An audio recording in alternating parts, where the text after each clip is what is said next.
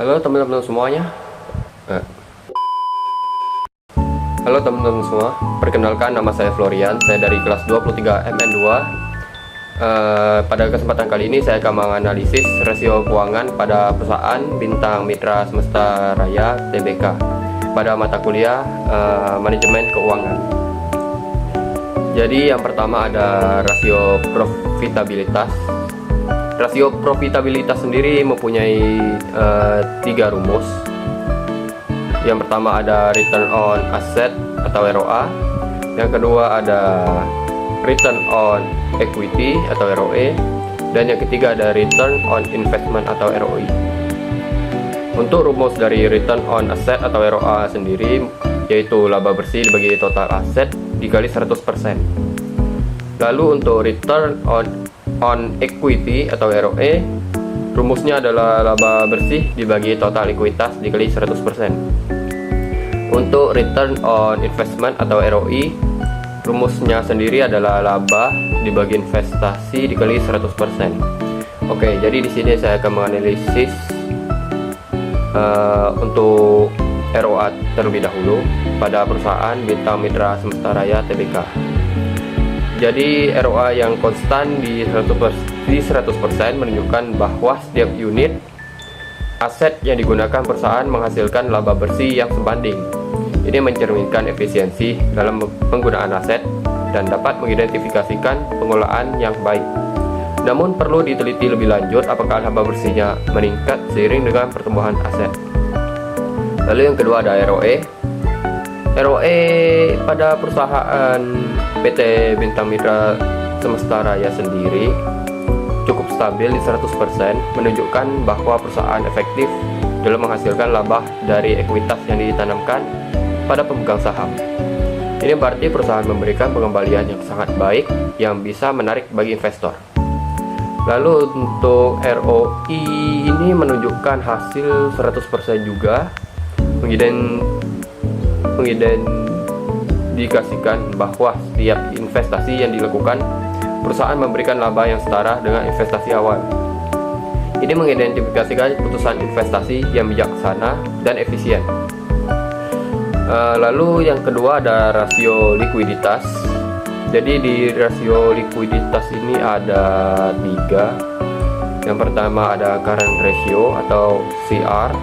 Yang kedua ada quick ratio atau QR. Dan yang ketiga ada cash ratio. Jadi saya akan menjelaskan rumusnya terlebih dahulu. Untuk current ratio, rumusnya adalah aset lancar dibagi kewajiban lancar dikali 100%.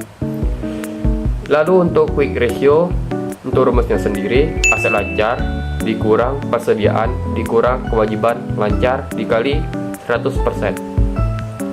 Untuk cash ratio, rumusnya kas ditambah setara kas dibagi kewajiban lancar dikali 100%. Oke, saya akan masuk ke analisis untuk current ratio atau CR. CR-nya juga menunjukkan bahwa perusahaan memiliki aset lancar yang cukup untuk menutupi kewajiban jangka pendek. Ini menandakan bahwa posisi likuiditas yang sehat dan mampu untuk memenuhi kewajiban dalam waktu yang dekat. Lalu untuk quick ratio atau QR, ini menunjukkan bahwa perusahaan dapat memenuhi kewajiban jangka pendek tanpa bergantung pada penjualan persediaan dan indikator konservatif yang lebih tepat untuk menilai likuiditas. Lanjut ada cash ratio. Jadi analisis untuk cash ratio ini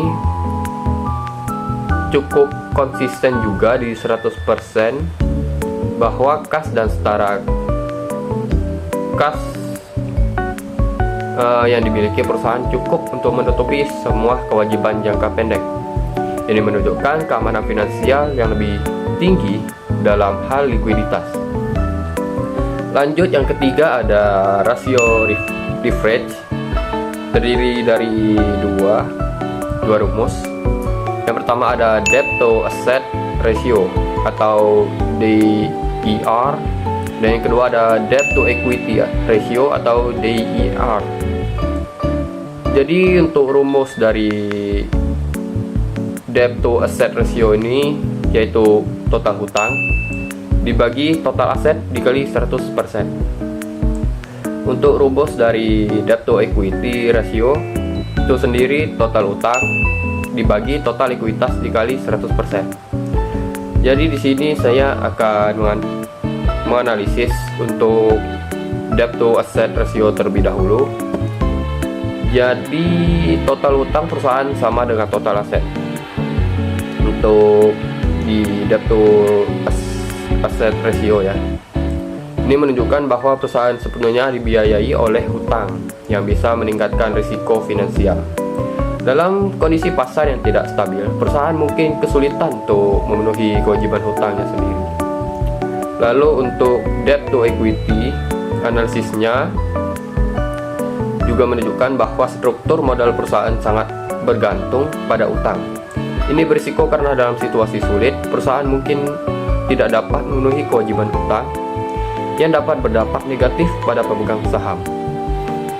Selanjutnya yang keempat, ada rasio aktivitas, mempunyai dua rumus.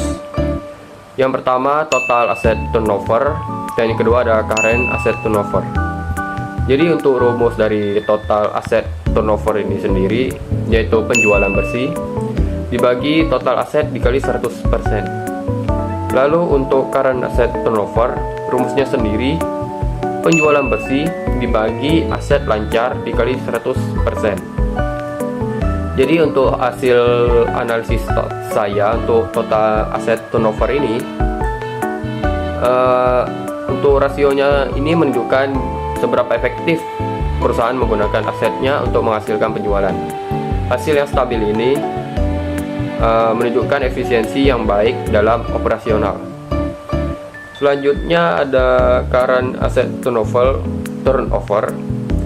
Dari analisis saya sendiri, current asset turnover juga ada di angka 100%, menunjukkan bahwa perusahaan mampu mengubah aset lancar menjadi penjualan dengan baik. Ini mencerminkan efisiensi dalam pengelolaan aset lancar. Selanjutnya ada rasio pasar. Rasio pasar sendiri ada 3. Yang pertama ada price earning ratio atau PER. Yang kedua ada dividend payout ratio atau DPR. Dan yang ketiga ada dividend yield ratio atau DYR. Saya akan menjelaskan rumus dari price earning ratio terlebih dahulu. Jadi rumus untuk price earning ratio sendiri harga per saham dibagi earning per share dikali 100%. Lalu ada dividend payout ratio. Rumusnya sendiri adalah total dividen dibagi laba bersih yang dihasilkan dikali 100%.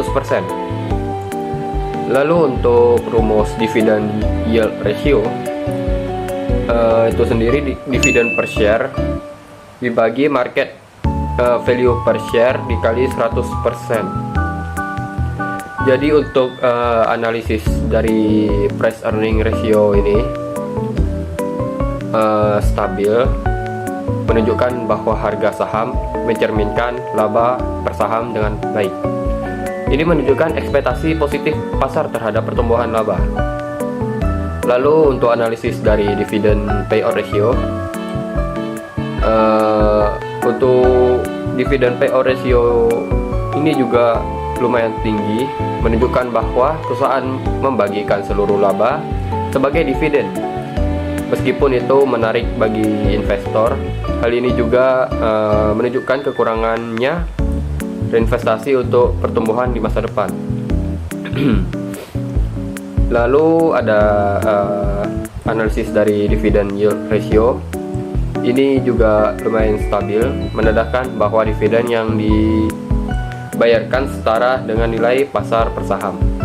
Ini menunjukkan potensi pengembalian yang baik bagi investor dalam bentuk dividen. Baik, untuk kesimpulan dari perusahaan Bintang Mitra Semastaraya Tbk ini menunjukkan kinerja keuangan yang sangat baik dalam hal profitabilitas dan likuiditas.